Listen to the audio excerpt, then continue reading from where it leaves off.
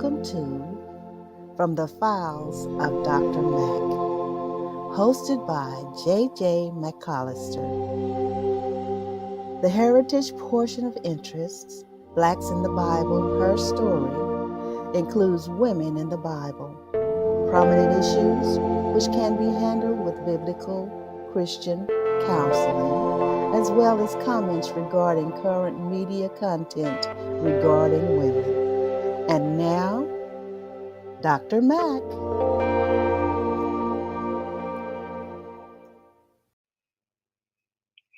Hello, and welcome to From the Files of Dr. Mac. I am your host, Dr. Mac. I'd like to thank you for joining us today. We're going to focus on our Women in the Bible series, and we will be working from the book of Numbers.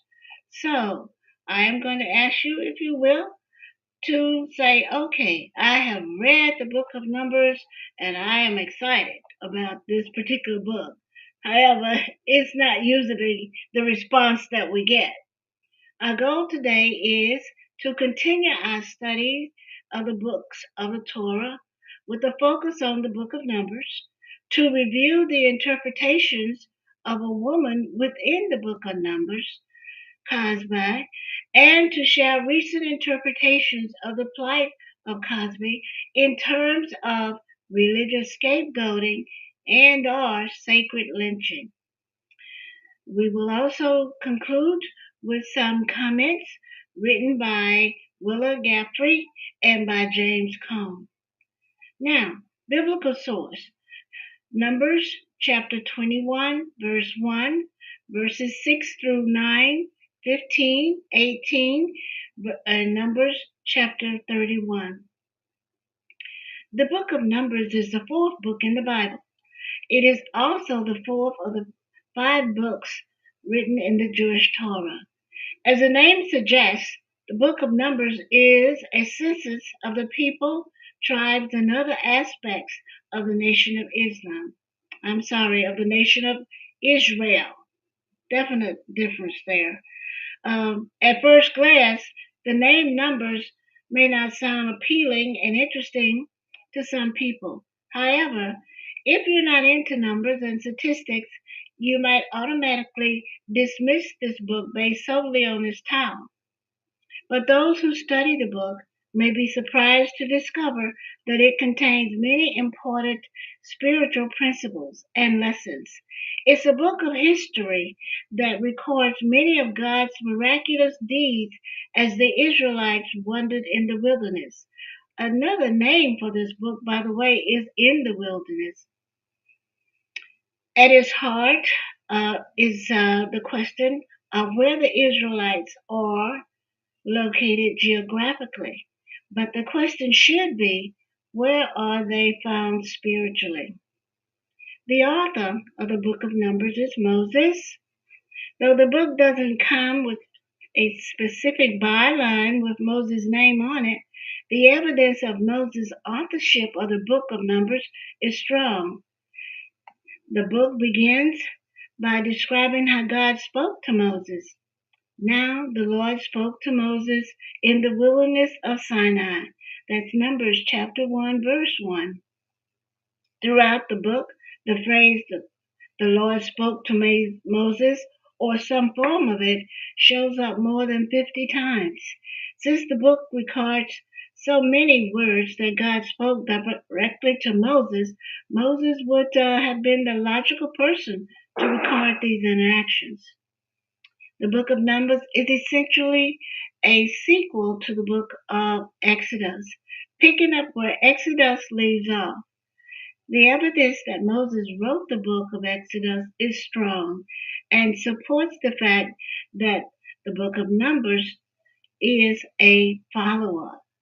The book itself tells us Moses was the writer who kept written records. So in chapter 33, verse 2, we read, Now Moses wrote down the starting points of their journey at the command of the Lord. Moses was educated in the Egyptian court and may have been one of the few people among the Israelites to have the literacy and the writing skills to write this book. And that comes from Acts 7, chapter 22nd verse. The New Testament books validate that Moses is the writer. So when was the book written? The book was written 38 years after they had been in the wilderness. It covers the span of 38 years, and it begins with the second month of the second year after the Israelis' exodus from Egypt, and it ends in the 10th month of the 40th year after the exodus. It is possible that Moses wrote the contents of the book throughout those 38 years like a journal, or wrote it at the end of the 40th year. In either case, Moses would have completed the book of Numbers around 1404 BC. The book of Numbers has 36 chapters and can be divided thusly into three categories. Chapters 1 through 10, the Israelites at Mount Sinai. Chapters 11 through 20, the Israelites wander the wilderness and settle at Kadesh. Chapters 21 through 36, the Israelites enter the plains of Moab and the Transjordan region. It is chapters 28 that we will focus on today. There are many major events in the book of Numbers. However, we will follow up on some, but our focus, as said earlier, will be on the fact they fell into sexual sin and idolatry at Baal-Peor, and God sends a plague as punishment, which is ended by the bold action of Phinehas. And that's Numbers chapter 25, verses 1 through 18. Now, themes in the book of Numbers: God's presence among his people. This is one of the most beautiful passages in there. The Creator God made his presence visibly known among his people. Now, on the day that the tabernacle was raised up, the cloud covered the tabernacle, the tent of testimony. From evening until morning, it was above the tabernacle, like the appearance of fire. So it was always the cloud covered it by day, and the appearance of fire by night. What a beautiful vision there. The people moved when the cloud was taken up and camped when it descended. The Israelites understood that as long as the cloud rested above the tabernacle, they were to remain camped in the presence of God. The tribes were arranged in order around the tabernacle where God's presence was located, with the Levites in the middle. Now, one of the other themes there, after such a beautiful image, there was grumbling, and that grumbling angered God.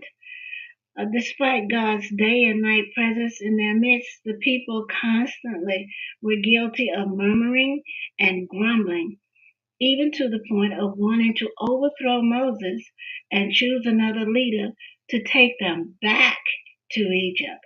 That's in Numbers chapter 14, verse 4. Numbers, therefore, is not just a mere bit of ancient history, but it is a complex story of unfaithfulness, rebellion, and frustration set against the background of God's faithfulness, presence, provision, and forbearance.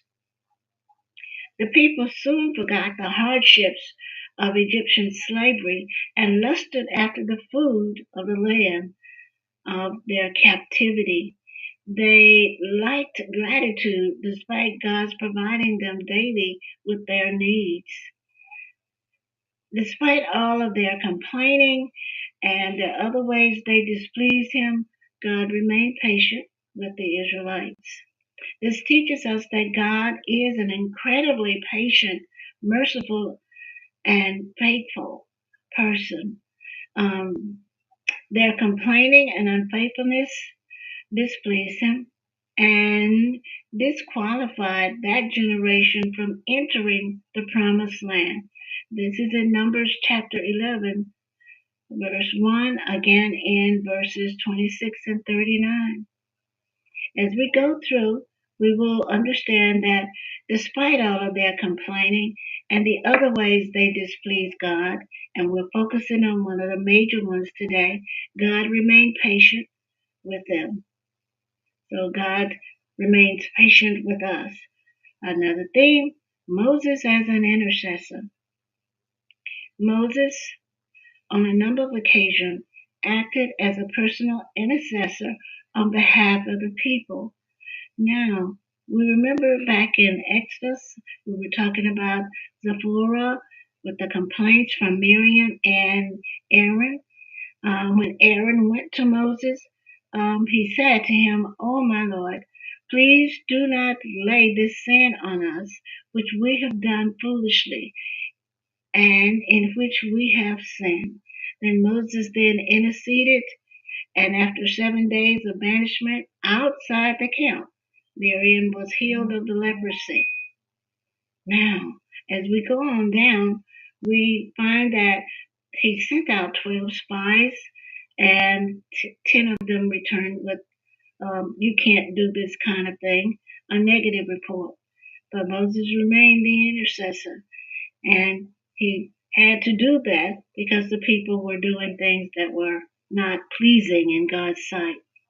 When we talk about where this occurred, we have to do something a little bit differently. Here we're going to look at a cultural setting as well as the physical setting.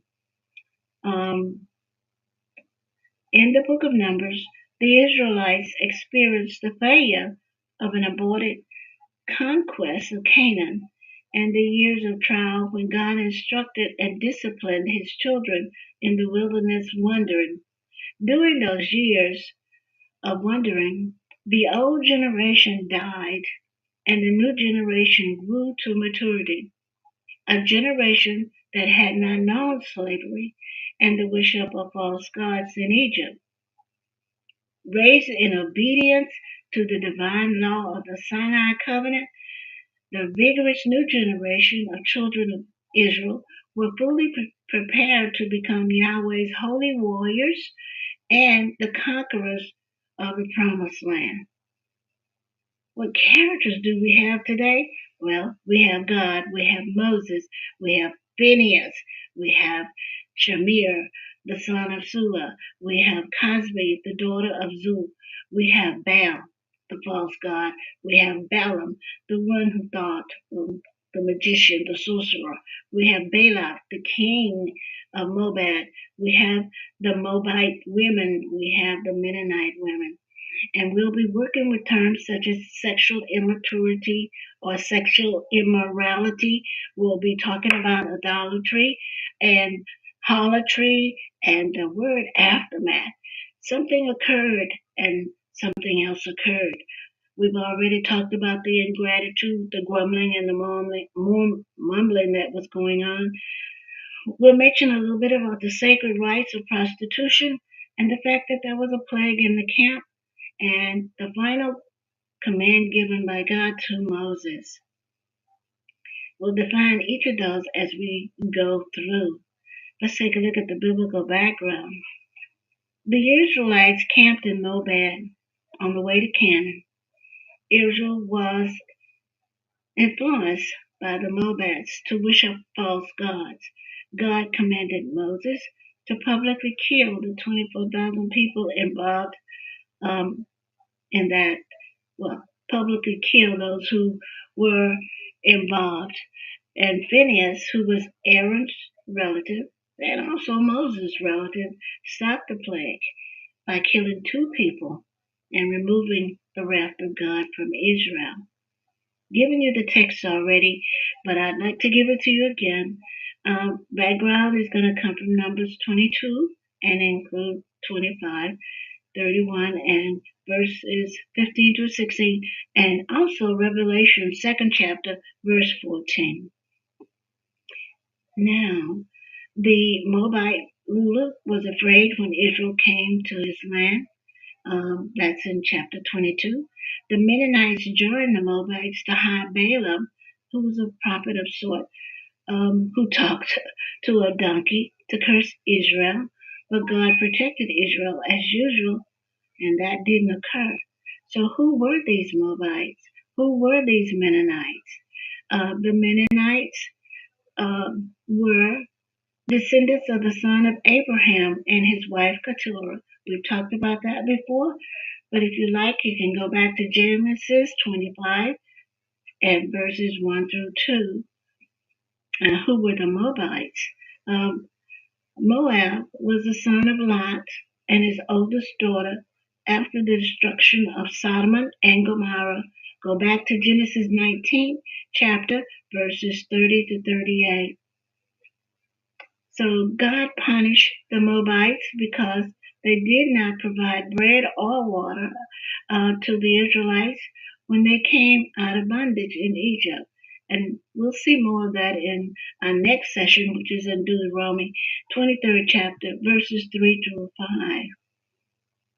And we'll define the characters more clearly as we go through.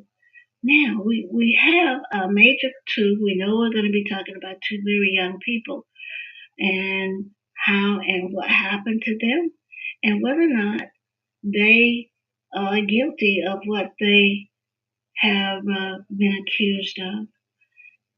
And let's go now to the conflict. Conflict was Israel and the Israelites bowed down to Baal, a false god. I'd like to remind you, this is the first time that they are encountering Baal, but it will not be the last. But this is the first time. So we have sexual immorality, adultery, and an aftermath. In verses 1 through 3 of chapter 25, Israel harlotry with the women of Moab. Now Israel remained in the plain there on Transjordan, and the people began to commit harlotry with the women of Moab. They invited the people to the sacrifices of their gods, and the people ate and bowed down to their gods. So Israel was joined to Baal-peor, and the anger of the Lord was aroused against Israel. And the people began to commit these sins of the flesh with the women of Moab. The women were coming among the men of Israel. They were able to seduce them to both sexual sin and adultery. And the two were commonly connected in perverse forms of idol worship in the ancient world. Now, to bow down, to commit harlotry, it's normally a behavior associated with what we term as a loose woman or a harlot. Here the people, as a man, behold himself and with these foreign women, and they were pagan women. And as always in ancient Near East, referenced themselves with sexual imagery to suggest an interconnecting circle of sexual immorality tied with the the the sacred rites of prostitution, which was an essential part of the pagan religious system of the day. Now, when the sacrifices ended, they would step aside to a grove of their god. Certain areas were declared to be designated for the god, and they would become brute beasts, and they would satisfy their lusts. The Israel sin with Baal also carried a strong sense of ingratitude because we remembered from Exodus that God just had been wonderful towards them by protecting them and feeding them. But here we go. They were bowing down to a false god. But in his best efforts, Balaam, the prophet, the false prophet, who was engaged by Balak, who was the king of Moab, to curse them. But instead of that, God caused this man, evil man, instead of cursing, his curses became blessings. So their harlotry was both sexual and spiritual, and it was a form of ingratitude. Now, the women were sometimes described as not Moabites but Mennonites, and sometimes vice versa. This is because the Mennonites were a nomadic group, and in this period they were in high numbers among the Moabites. And the place, Josephus describes a place of this camp as a site located 7 miles east of Jordan and about 5 miles north of the Dead Sea. It's a general area of just a few miles, um, whereby, well, adjacent to Moab and and Jericho. And it was the geographical setting for the remainder of the Israelites' sojourn before entering the Promised Land. Now, with this sexual encounter, this basically became Israel becoming joined to Baal Peor. And remember, no other god before. So Baal was the great Canaanite fertility god, and the worship of Baal was a constant temptation for the children of Israel. Balaam being prophesied from the high place of Baal, that's in Numbers chapter 22, verse 41. It was a Baal Peor, it became known as, and here is the symbolic journey, that is the yoking or the partnering with this Canaanite god. To this point, the whole story of Exodus, and we see this sinning in many ways, as we talked about, the vocal complaints and the being ungrateful, that while God was generous in his provisions, but they worshiped another God, a false God, and that only worship should have been to the Lord God Jehovah. But we have also known them to have that golden calf, which they wanted to say represented them. Again, because those people had something that those people, meaning the Moabites and Mennonites, they had something, a visual symbol, and but that's another story. We're going to stay with our sin of adultery as we go through. And again, this sin, by the way, is a blasphemy against God. So Balaam had a vision, his first vision for them as a people. They would dwell alone. It was an act of rebellion against God. So corruption of the covenant occurred. So the sexual paganism was popular for the Canaanites. So, in order to entice the Israelites into their sexual liaisons with the pagan women, they had to be powerful temptresses, and they had to be so powerful that they captured people later on in our study. They captured Solomon, Israel's king, who was known for his wisdom, in 1 Kings 11th chapter, verses 1 through 10. It's not until Numbers chapter 31, verse 16, that we learn that this happened through the counselment of Balaam. In a sense, it was through Balaam's counsel that Baal worship first came to the Israelites. God was angry. He was angry with them for forsaking what they were supposed to do. It was out of fear that Balak engaged Balaam to try to do this, because the numbers for the Israelites were great at this point, and exceedingly great, and he feared the numbers. So he engaged someone he thought would be able to caused them to leave. Now the anger of the Lord was aroused against Israel, and by doing that, it was a metaphor basically. Um, he became very angry. He became full of rage. According to some commentators, we learn later that it showed itself in a plague that began to strike down thousands among the Israelites, and it seemed as if it would continue until the whole nation had been consumed. This will lead us to our discussion of our two characters today. Now, when the enemy could never accomplish against Israel, um, they couldn't do it. Balaam and Balak couldn't do it. So guess what? Israel did it themselves. They did it themselves by being disobedient. So it was the same principle as at work with people today. Uh, we get attached to sin and Satan, but we become so engrossed in it that we rebel against the Lord and the things that have been taught to us.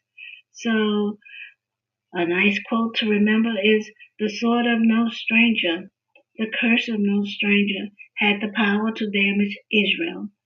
Only itself could bring misfortune by succeeding from God and his law. That's a nice quote to remember.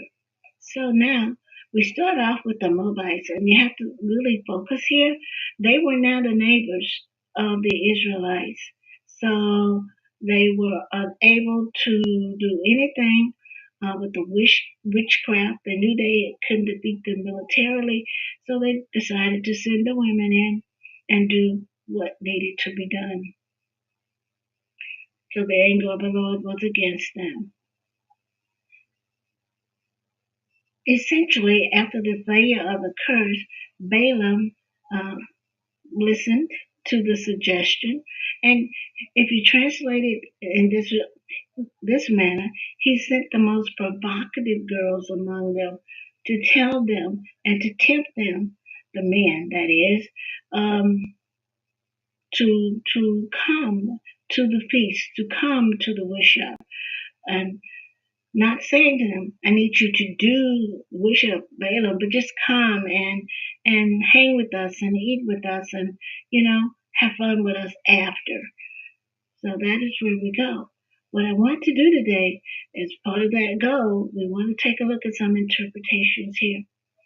So the Lord said to Moses, you take all the leaders of the people and you hang the offenders before the Lord out in the sun, that the fierce anger of the Lord may turn away from Israel. So Moses said to the judges of Israel, every one of you kill his men who would join with Baal or Peor. So in other words, take all the leaders and the people who are following the idol worshippers, and they are to be killed, and they are to be hanged publicly, because the sin was done publicly and it cannot be kept quiet. And this is consistent with this sense of disgrace associated with unburied corpse in the Near East. So he told them to round up the tribal leaders and those persons who represent the people who presumably have participated. Now, why? Or they're going to be the ones to do it, because as tribal leaders, they should have prevented the activities or carried out the punishment of the guilty members of the tribe and executed them. They were to be impaled on poles such that their bodies would hang out in the open in broad daylight. Now that was the edict that was given. That was the order that was given to the leaders. Given to the judges and on down to the leaders, because they had committed the sin of adultery and immorality with the Moabite women. So the penalty was to be death. Every one of you kill his men. It had to be a difficult order. So there was an assembly of chiefs and judges who were to carry out the order. And the severe judgment was consistent with what God had promised Israel in terms of the covenant that he made with them at Mount Sinai. Quote, "Now therefore go, lead the people to the place of which I have spoken to you. Behold, my angel shall go before you. Nevertheless, in the day which I've spoken, when I visit you for punishments, I will punish, them for their sins." And that's a paraphrase of Exodus 32nd chapter, 34th verse. We have a plague, we have adultery, we have great sinning going on. So the sin was very, very bad. And because of it, in verses 6 and 9, we had a man stand up. So he stood up for the righteousness of God and he wanted to do something. So indeed, one of the children of Israel came and presented to his brethren a Midianite woman in the sight of Moses and in the sight of the congregation of the children of Israel, who were weeping at the door of the tabernacle of meeting. Now when Phinehas, the son of Eleazar, and the son of Aaron the priest, saw it, he rose from among the congregation, took up a javelin in his hand, and he went after the man of Israel into the tent and both of them through through, the man of Israel and the woman through her body. So the plague was stopped among the children of Israel, and those who died in the plague were 24,000. 24,000. So a Midianite woman in the sight of Moses in the tent, and he thrust them both through. And notice how it's translated. He thrust them both through. And when you're reading that, you automatically think with one thrust, he killed both the man and the woman. But as we go through and look at different interpretations, you'll see it could have been different and might have been different as has been interpreted. But the fact that the plague stopped, that is important. The Midianite woman in the sight of the congregation said at one point, one translation says that Zaire brought her to, show his brethren, but they immediately went on into the tent. But we'll look at that a little bit later. They were together in the door of the tabernacle of the meeting. So some commentators believe that they were having sex, that Zaire and Cozbi were having sex immediately upon entering it.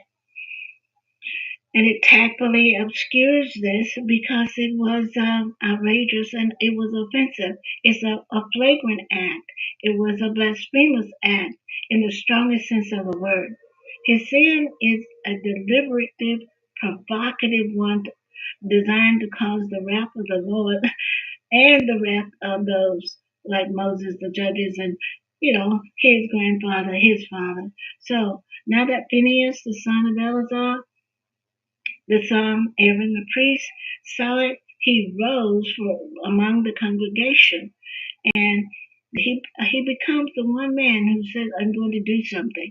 Now, what we have to decide, is this a form of sacred justice, or is this sort of vigilante justice that we're talking here? Or do we need to take a look a little deeper? The immoral act that was taking place and the place that the location at which it's occurring is an abomination to begin with.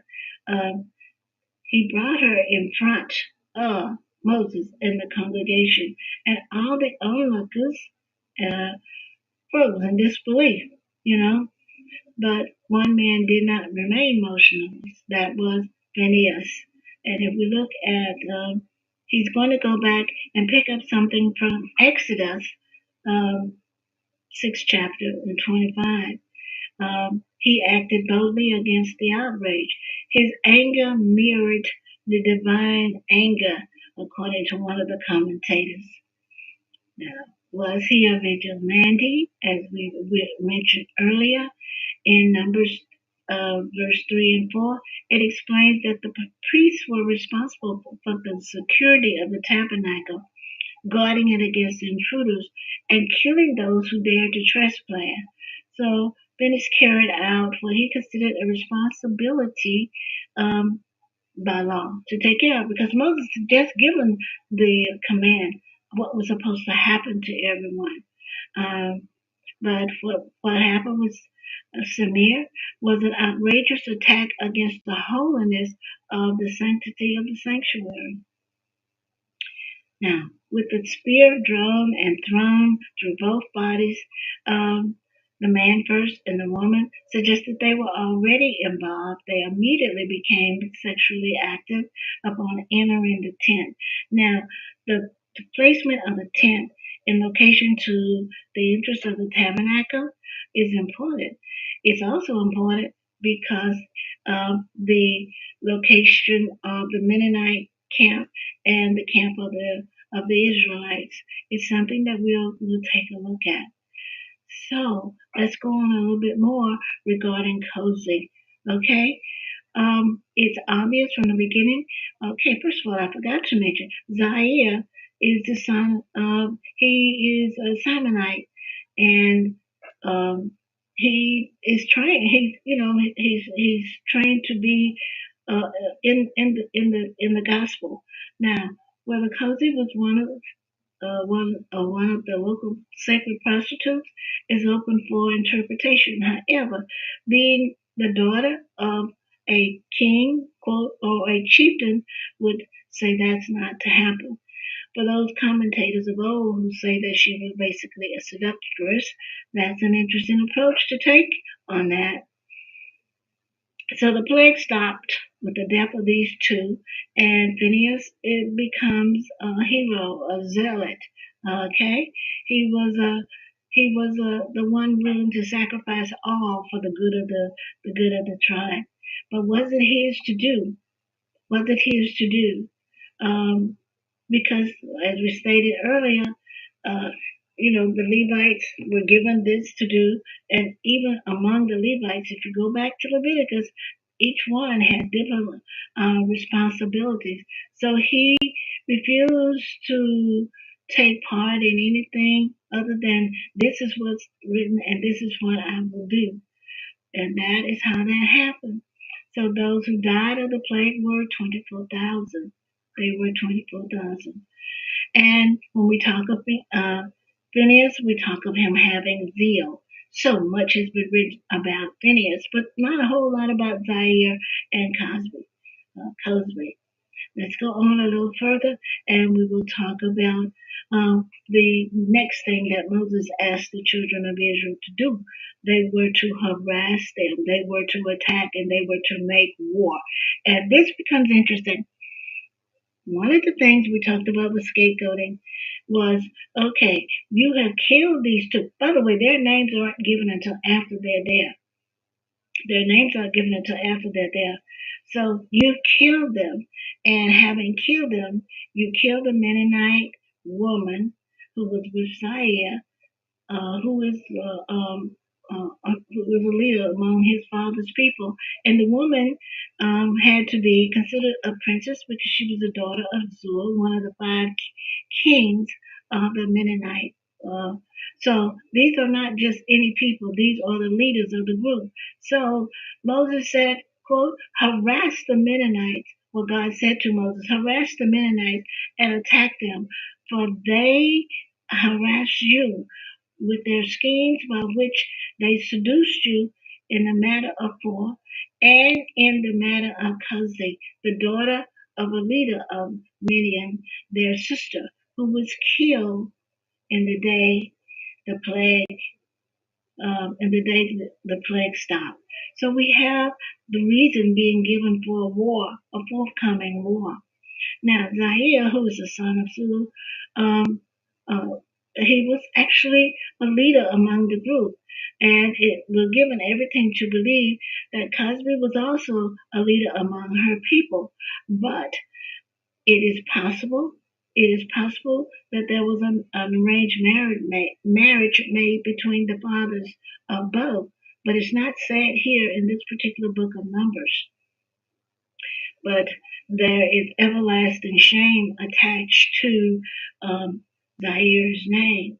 But both of them came from fathers who were leaders, and they too were leaders in their own right. Zaire's name means my remembrance, and he's remembered in a bad way. Coz's name means my lie or my deception.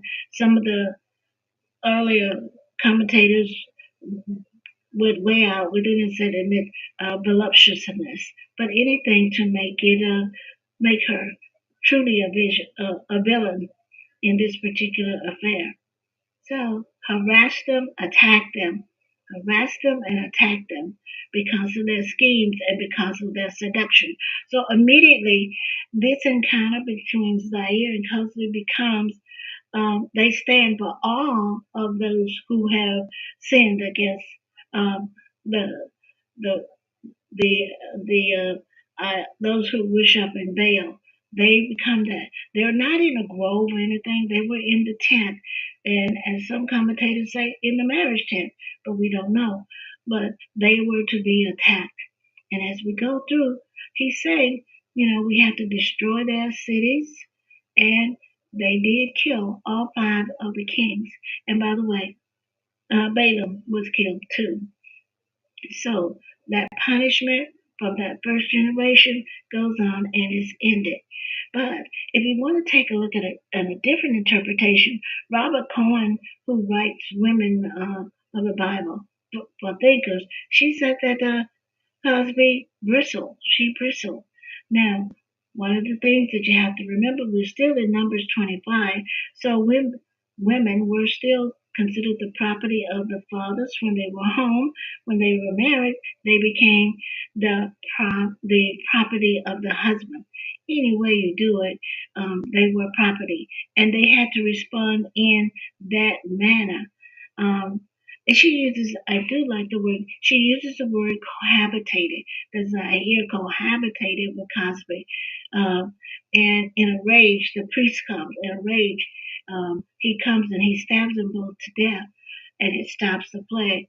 It seems to have done the trick, but that's not the end of the story because we know the aftermath is war. We know that it's absolutely war. We go and we take a look at her name. It's both sexual and it's religious and euphemistically. It can refer to sexual parts, but it may also have been part of her religious. And it could have referred to deities that were associated with her that will later become part of the Israelites, a situation. So it automatically alerts the reader that she may have been well known among her people, a prominent person, just as Zaire was among the Israelites.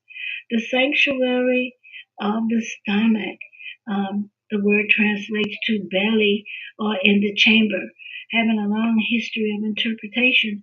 So one of the things that we want to look at is this chamber in which they went, the temple, not temple, but the tent in which they went. And the fact that the Mennonites did at times use, and she being a princess, she would have used that.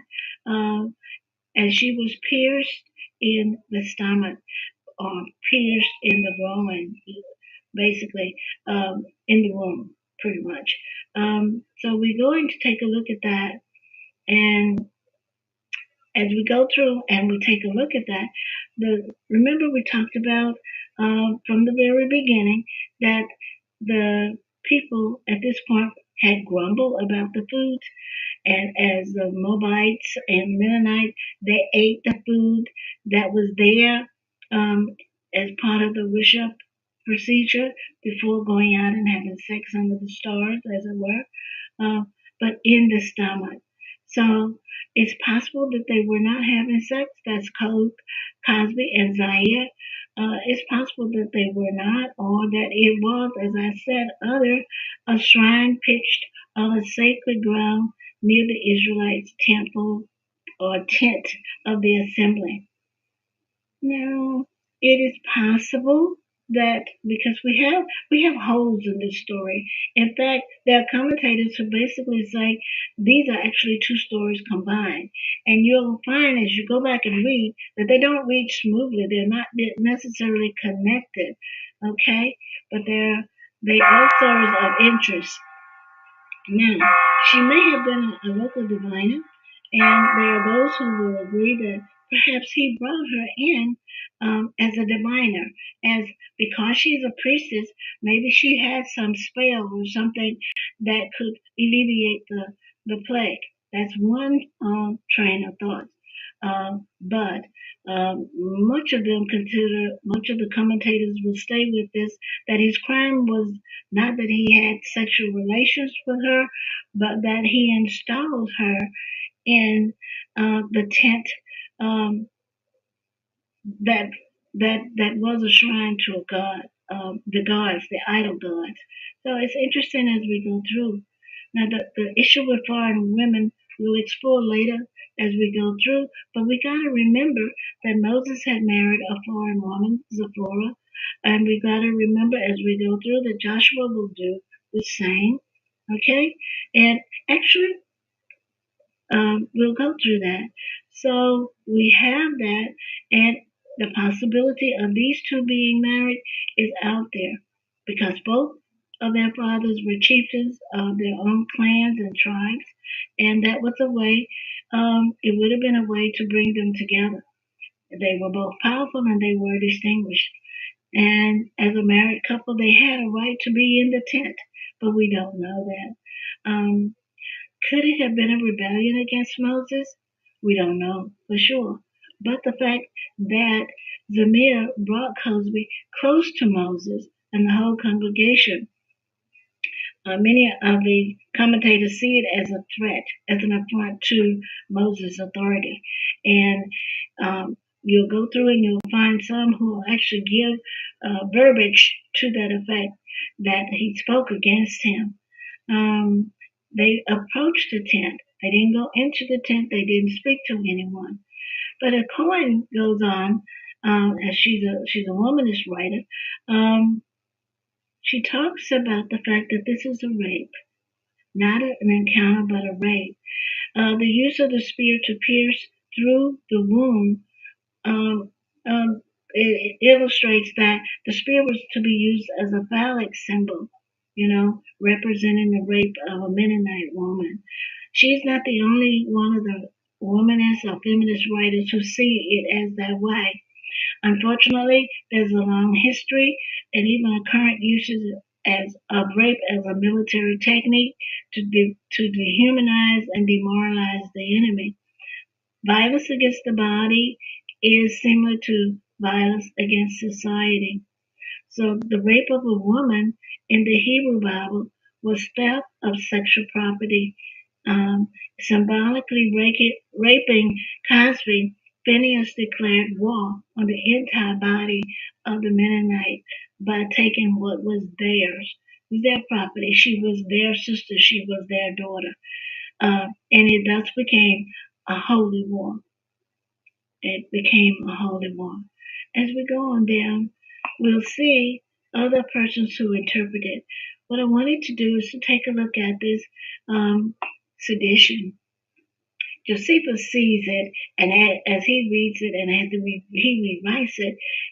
rewrites it as sedition, as a sedition that occurred in Moab. And as he writes it, because he too was a priest and he also was a military general, he makes Phinehas, he leads out this whole encounter and he makes Phinehas a hero. He doesn't comment on it, but he makes him a hero. But he does allow Zamir to have a cerebral encounter with Moses. Please notice that it's not verbal in our Bible, but he does it as a cerebral encounter. And he says, you're just giving us all these things that you say come from God. How do we know they come from God?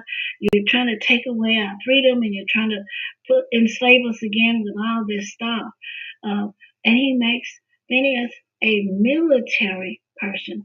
So for him, the aftermath of killing Phinehas is a military strategy.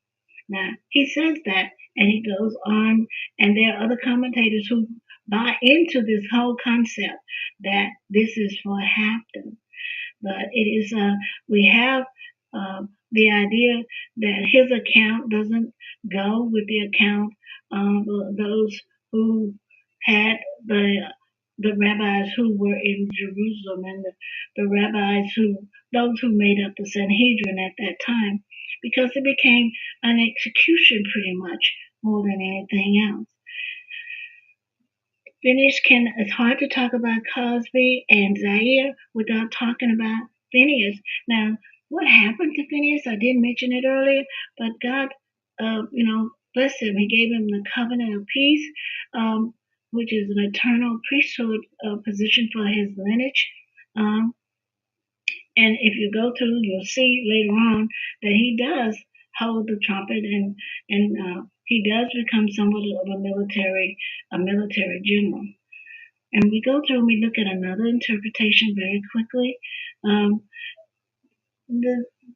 We have to be careful as we go through, especially when we want to say, okay, if Zaire had not brought Cozbi into the camp, then the war would not have occurred.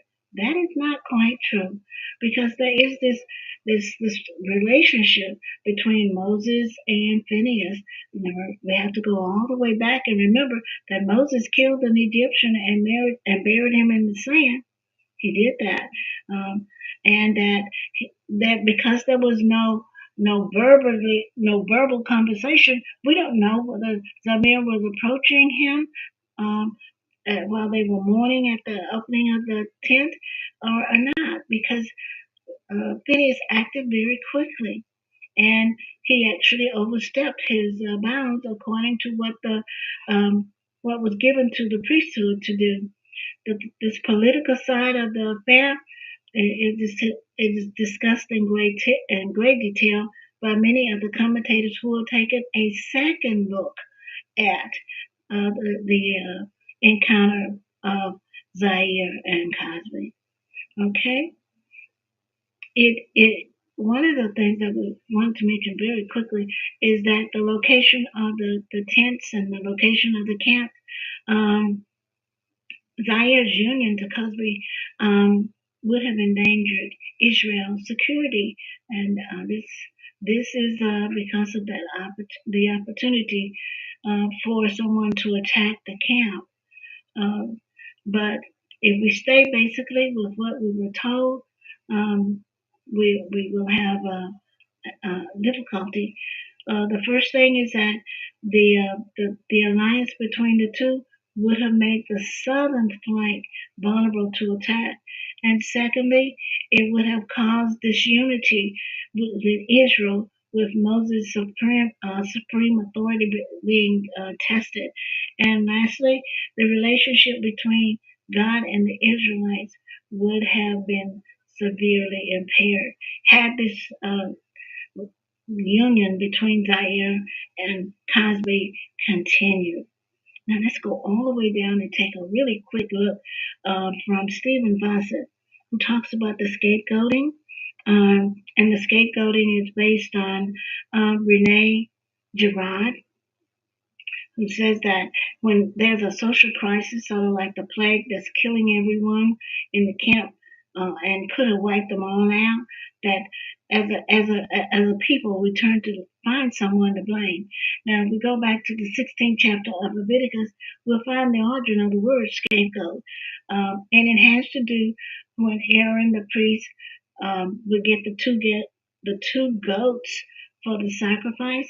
One of them would be sacrificed and one would be let go. The one who was let go, it was believed at that time by the Israelites that after Aaron laid his hand on the goat's head, that they were able to go on out, and that goat would take the transgressions and the sins on out away from the camp.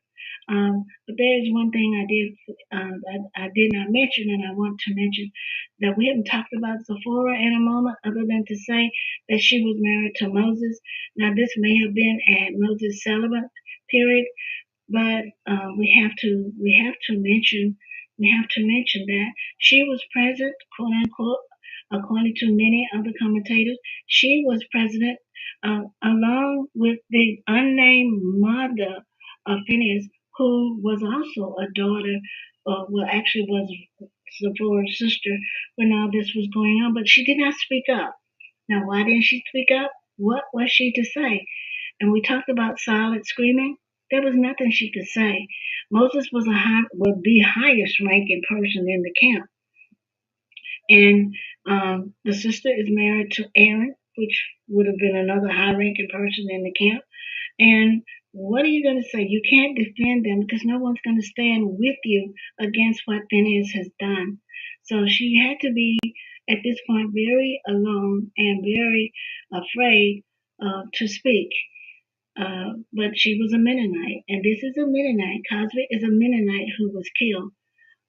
What's the legacy that we have here? We started off with this premise: at the heart of the book of Numbers is not the question of where the Israelites were located geographically, but where were they found spiritually. Now, we've gone through, and I'm not sure I have an answer for it right now. But how should we apply the study of the book of Numbers today? We have to remember about grumbling and complaining and being ungrateful, and just remember what God has actually done for us. We are on a journey too, and Christ travels with us on this journey. So we have to remember Stephen Fawcett, who says in his scapegoat article that it doesn't, we are not getting any better. We're not bettering ourselves spiritually if we decide to go with the scapegoat theory. Let's find someone else to blame for what happened here. It's not what the Lord wants us to do, because God is not this God of vengeance. God is the God of love. And we have to remember that as we go through very quickly the words of Wilda Gafney and the words of James Cone. Let's take Cone first. Cone wrote a book about the cross and lynching. He wrote a book about the cross and lynching. And then he says, in it, he basically talks about Cozbi and Zaire, and he talks about the burnt offerings. Were these two just used again, not as scapegoats, but was their death more a sacrificial lynching in order to justify something that had to be done? Now here comes focuses on the African Americans who have been lynched in the name of saving the community and making the community safe because of perceived threats. And Gafney does the same thing, but she takes hers a little bit further in that she actually went in and did the names of 3 women who were lynched, who were hanged. Now, when Combs talks about burnt offerings or burnt sacrifices, he reminds us that it's so easy for us to get our Bibles in one hand and on the other, as long as it is safe for us. But we have to be careful not to allow fear especially in racial sex, to get in the way, or allegations of serious crimes to get in the way, or those who accuse others of public spectacles that occur, to allow something to be escalated to a large sale by targeting a large number, as was done with African Americans in the community, and using lynching as a means of taking care of that. These are not things that are to be done. But what do we need to do?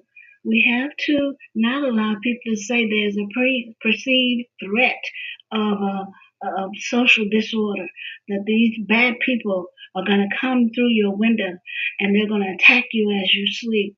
Or just and we talked about it before, there's a lack of fairness in the judicial process, or we allow a mob or a group of people to decide justice, vigilante justice. We try to put on display something that is ugly that was done in the night that should come in the day. We cannot continue to intimidate members of foreign groups or members of minority groups. And this unifying effect of cleansing, quote unquote, that's done by the dominant social group is not an acceptable thing that we can do. Gafney goes on, in her estimation, it's called The Cross and the Lynching Tree. That's the name of Combs' book. Gafney goes on, when she's talking about the reintroduction to the women in the Bible, she goes on and she says that it makes those persons who do these awful things feel better, but when they are called to task, there absolutely is no justification for that. Now, I would invite you to join me on next week on Wednesday when we move on to the book of Deuteronomy. We'll be talking about, we actually be finishing up. We'll continue to talk about the women who were taken in the war. First of all, Deuteronomy. We'll talk about Deuteronomy and making life better for women in ancient Israel. But we'll talk about those captive women and what happened to them. But we don't want you to forget what happened in Numbers 25. Because the fear of a Moabite king and a social crisis within an Israeli camp and a threat to overthrow a leader who was installed by God, how simple it is to let mob rule take effect, and how easy it is for us to say, oh, that was all right. We won't discuss it anymore. That was done yesterday. What we have to do is remember that it can again be done today. It's just as easy to be done today. I hope you have enjoyed your time with us, and I look forward to, and I thank you very much for joining us, and I look forward to next week and the women of the book of Deuteronomy. Thank you so very much. I have enjoyed my time with you today. There's always more to